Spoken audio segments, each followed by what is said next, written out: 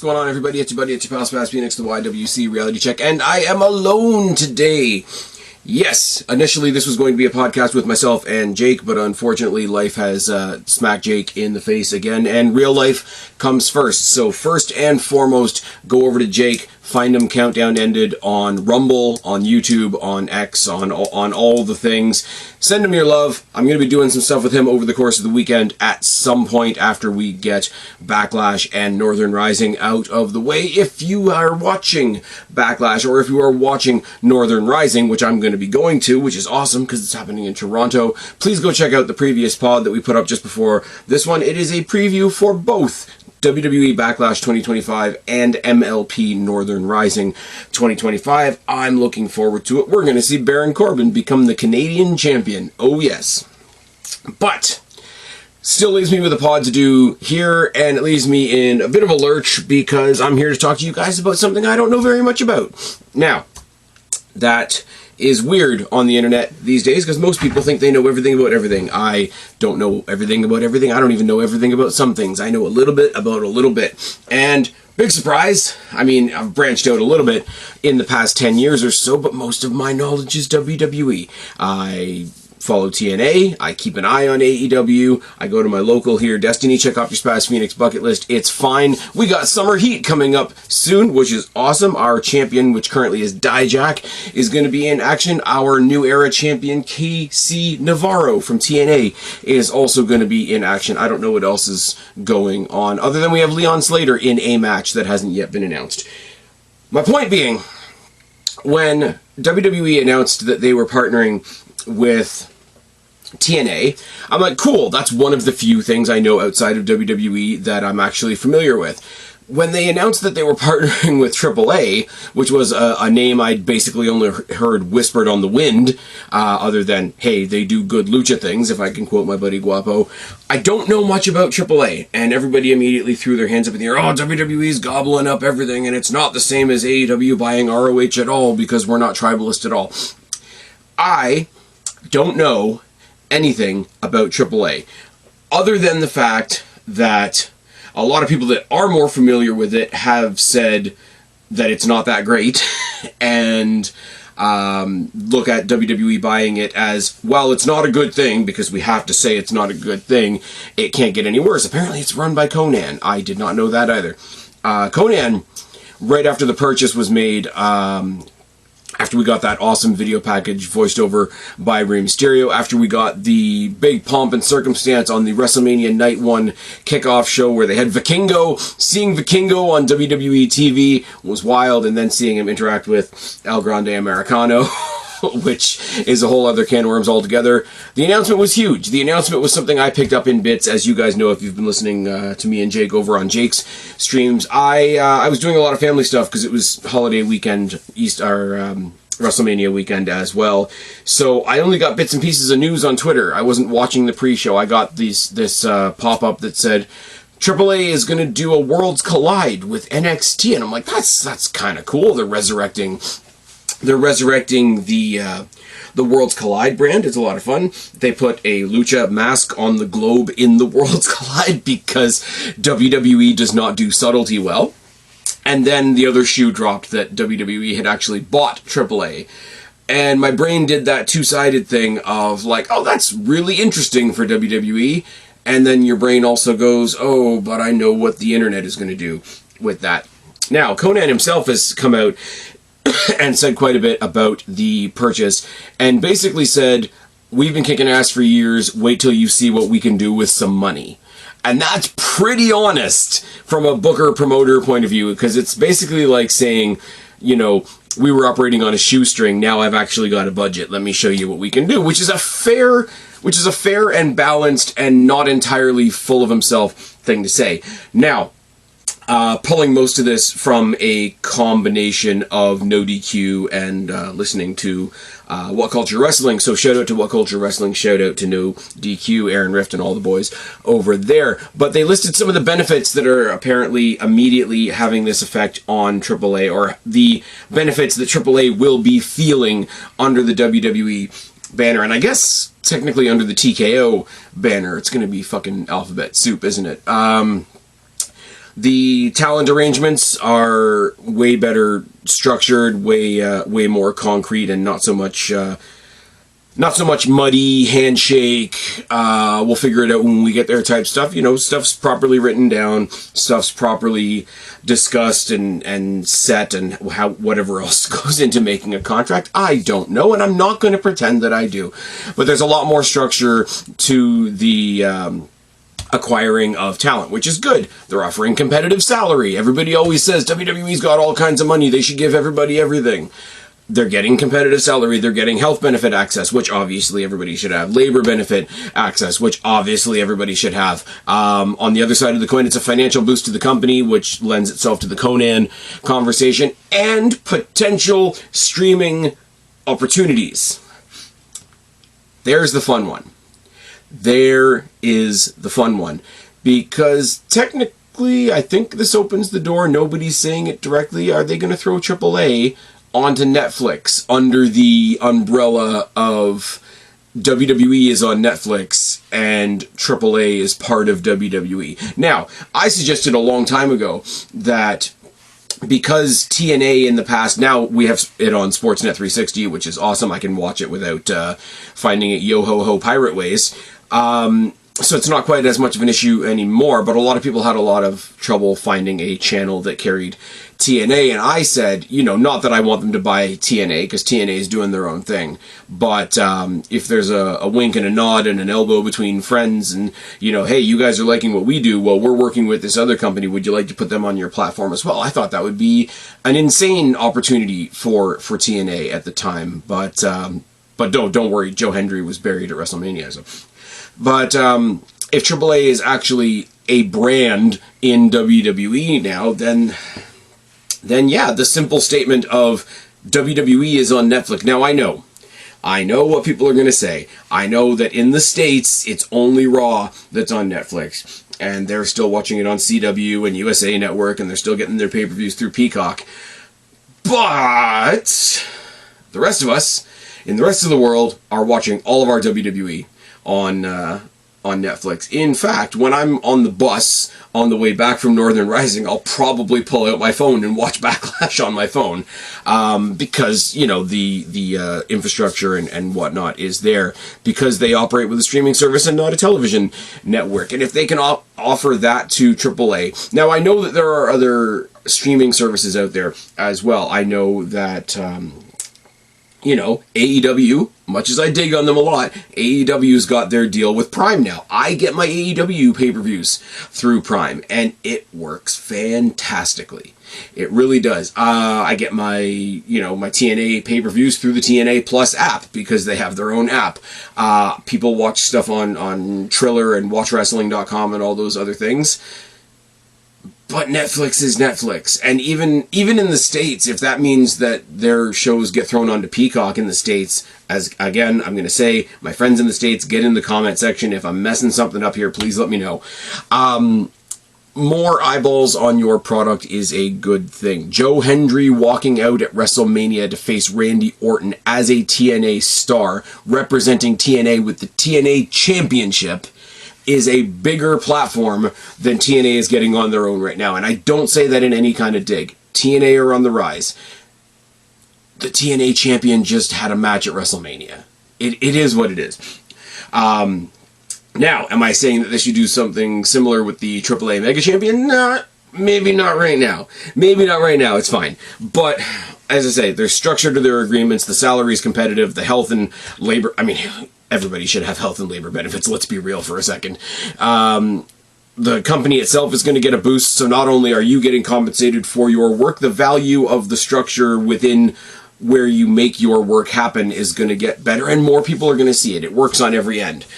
Now, what we say about structured settlements and structured agreements and structured contracts, AAA talent, AAA roster members, AAA superstars, whatever the terminology is. I'm not going to try and speak Spanish because I think I'll offend just about everybody.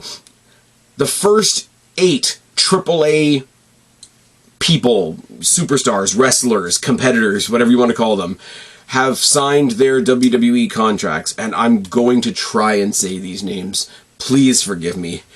Nino Embergesa, Lady Maravella, Lady Flamer, La Hydra, La Parca, Vikingo, obviously, El Hijo del Von Wagner. I'm not going to make the Von Wagner joke. I promise it's not the time or the place for that, because he's stuck in ROH purgatory now. And Alberto Del Rio. Now, I could do a whole vid on Alberto Del Rio, and I could do a 2-part vid on, do we believe everything we read versus the guy's probably an asshole versus cancel culture versus this versus that versus the next thing. Right now, I'm not going to touch that with a 10-foot pole, especially with the rumors that Paige might be coming back to WWE, and I do not want to create those kind of situations for anybody in all serious, respectful reality.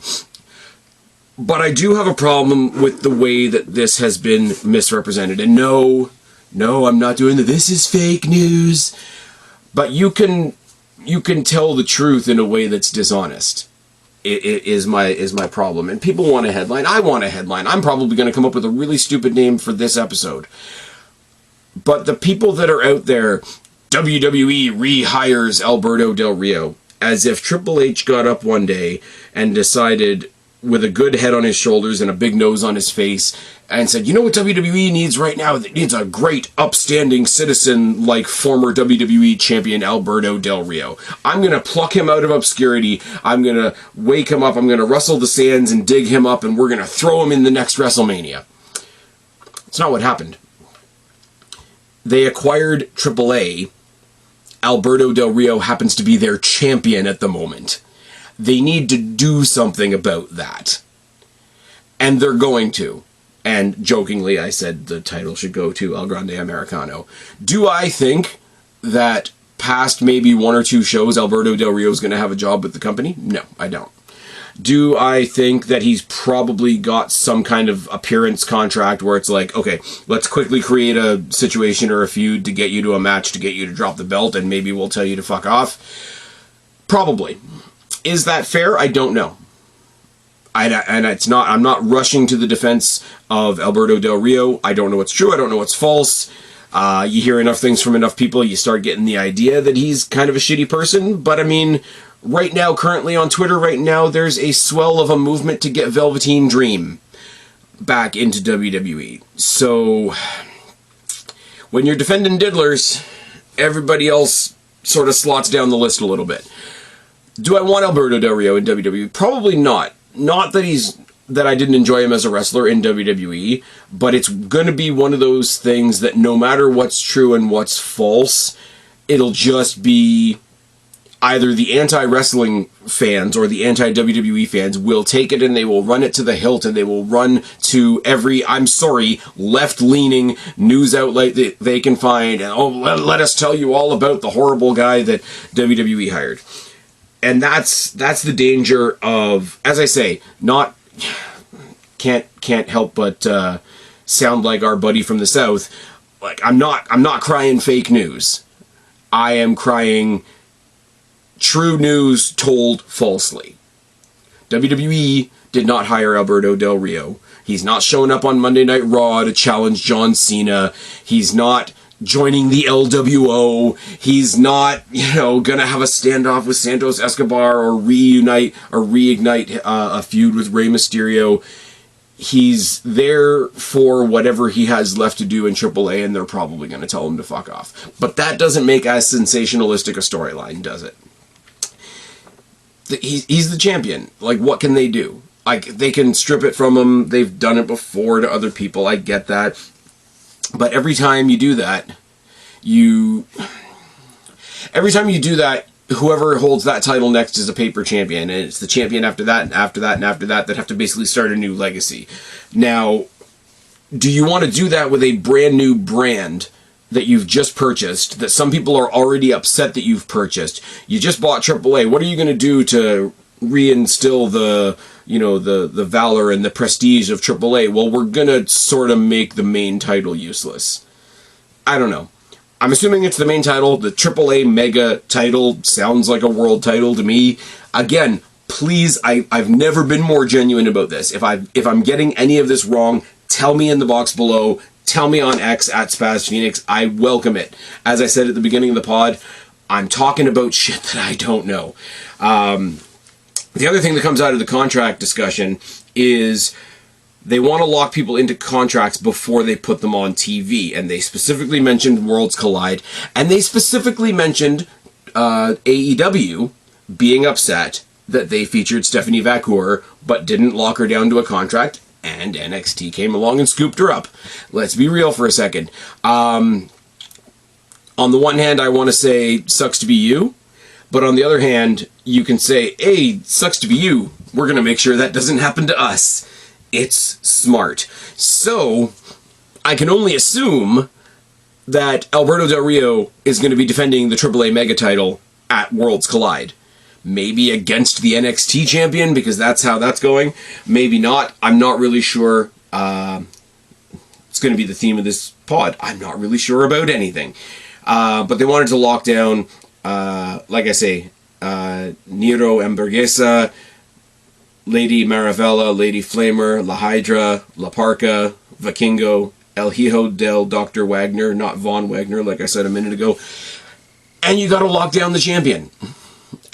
You just do. Get him in there, drop the title, get him in there, put him in some minor role, do whatever. I kind of said, before I realized that Conan kind of ran AAA, I was going to say I would have bet my house on Rey Mysterio's getting up to retiring age soon. Maybe they send Rey down there and you can just run AAA for us. I don't know what Conan's situation is. I don't know what his position is. I don't know if he was picked up with AAA or not. I don't know any of these things. But, I mean, obviously, Rey Mysterio is heavily involved in the advertising of this new merger. And Worlds Collide, if nothing else, will be really fun, interesting. I'm going to go into this. Me and Jake are going to try and do a preview for Worlds Collide. And we're going to be like, okay, there's a guy I don't know versus a guy that I know. Next, there's a guy that I don't know versus a guy that I know. There's a lady that I know versus a lady that I don't know, or a tag team versus a tag team that I don't know. That's what the preview is going to sound like.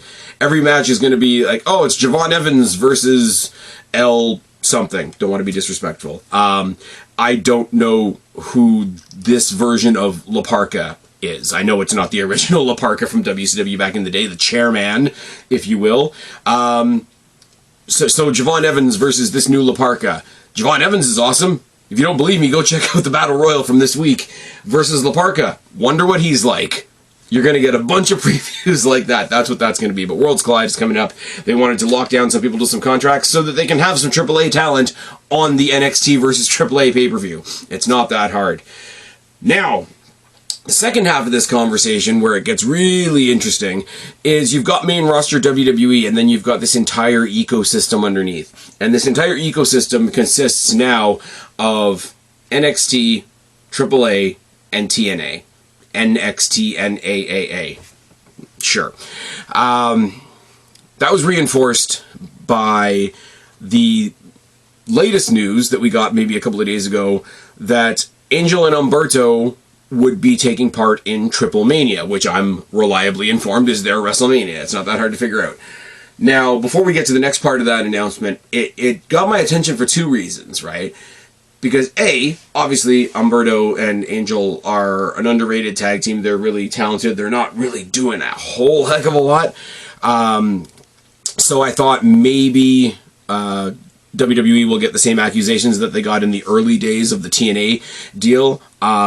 People are going to scoff and they're going to say, "Oh, what? They're working with AAA now, and all they can send them is Angel and Berto." That was the reaction that you got online when the TNA stuff started happening, and the first person they sent over was Tatum Paxley, and a lot of people were like, "Oh, is that all they have? Is that all they have to offer?" Here's the thing: Angel and Berto are an awesome team. They're not in the spotlight right now. They're not in the upper echelons of the tag team division. They're not taking the tag titles off the Street Profits anytime soon. Whatever. So give them something else, something differently to do. Give them something like a Harbinger, like a Concierge, like a... I don't even know. What kayfabe, what Ariana Grace is in TNA. The liaison is the word I'm looking for. Thank you, brain. Let them liaise over with AAA and get some notable names on there. The other half of it that really got my interest is, no, Angel and Berto aren't the biggest guys on the roster that you could send over there, but they are main roster guys, which is a key difference. It's a really key difference to me. Maybe nobody else thinks it this way. The TNA NXT deal is a really cool deal, and we've gotten a lot of really cool stuff about it. We're going to talk about it in a second.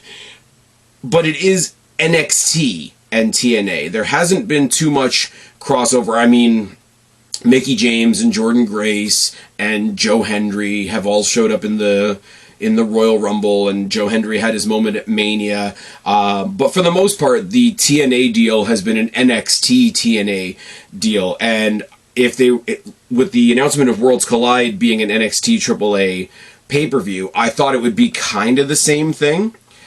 I thought it would be sort of lateral between AAA and NXT. But as soon as they announced that main roster folks are going, even though if you want to be mean about it, you could say Angel and Berto are on the bottom of the roster, which I don't think is fair, but whatever. But then they capped off the announcement with, and more participants to come from WWE, NXT, and TNA, which made me think, when TNA first went back to being TNA after, at Hard to Kill, they also announced a working relationship with AAA,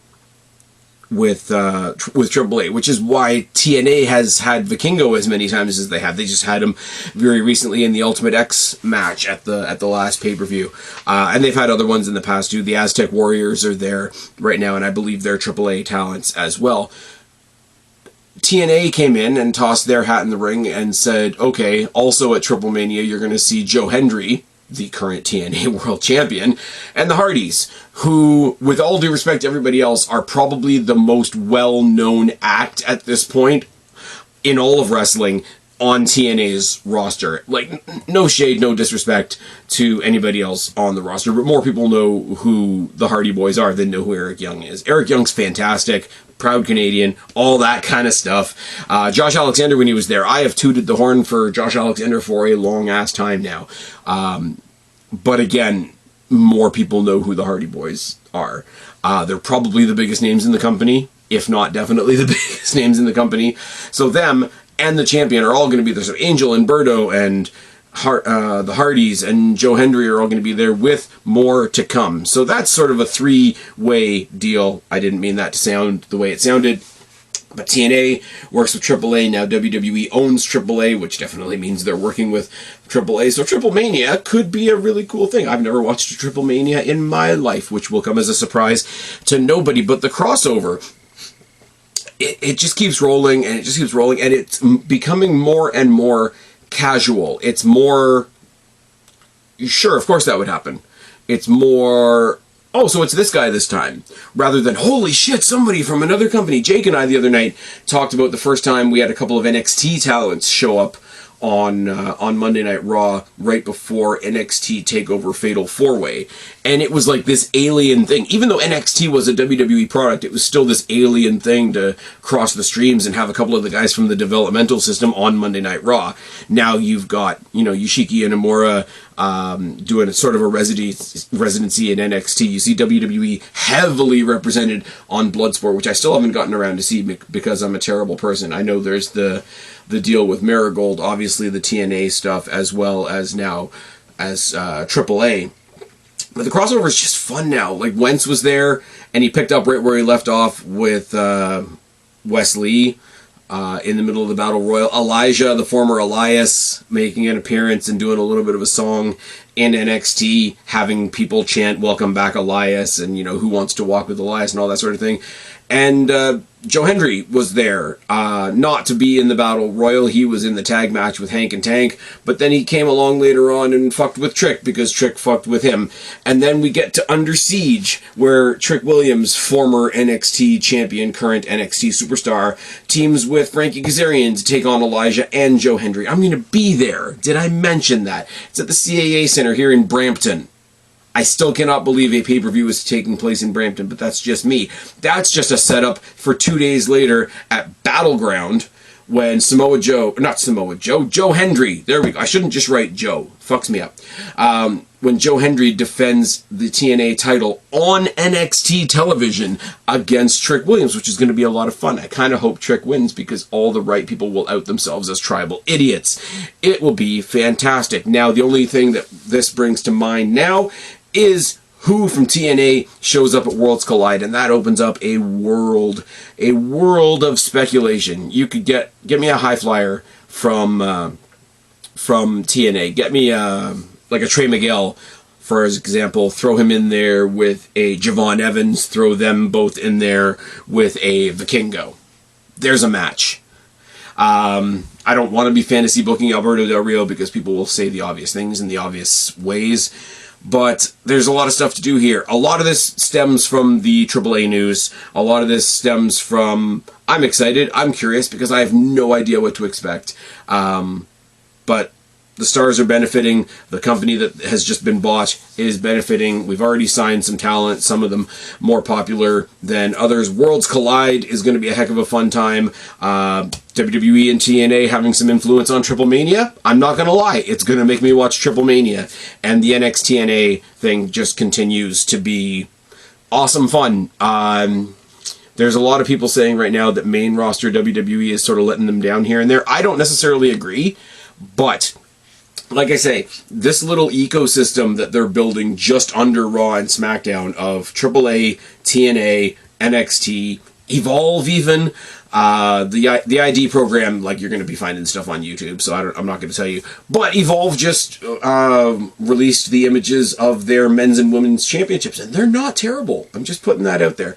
So... what I will say in the wake of all this is if you're watching Raw and it's not quite doing it for you, and if you're watching SmackDown and it's not quite doing it for you, let's get on board with this WWE AAA thing and see what it looks like. Let's get on board with this working arrangement that we have with places like NOAA and Bloodsport and TNA and see if we can, throw it in the pot and see what comes out, or whatever other cliches you want to use. I don't know. I just find this stuff interesting. I'm not here to tell you that it's going to be fantastic and they're not going to knock it out of the park on the first day out. I don't know. Maybe it'll fall on its face. But we'll all find out together. It'll be interesting. And if I'm wrong, the worst thing that'll happen is somebody will get down into my comment section and say, hey, Spaz, you were wrong. And I'm going to be like, yep, I was. Hey! Anyways, I've run out of things to say. This is why I need a co-host. But yeah, let me know what you guys think about the AAA stuff, the AAA, TNA, NXT, WWE, all this crossover stuff that we got going on. Now, I'd love to hear what you guys all have to say. And if you are more familiar with AAA than I am, which is just about everybody, get down in the comment section below. Tell me what I'm right about. Tell me what I'm wrong about. Tell me what you think I should know about AAA as somebody who's going to be watching it for the first time. Anyways, I've been Spaz, your YWC Reality Check. Subscribe up there, talk down there, start a conversation, keep all these conversations going. Don't be a stranger. I'll talk to each and every last one of you later, but for right now, I am tagging out. Bye, guys.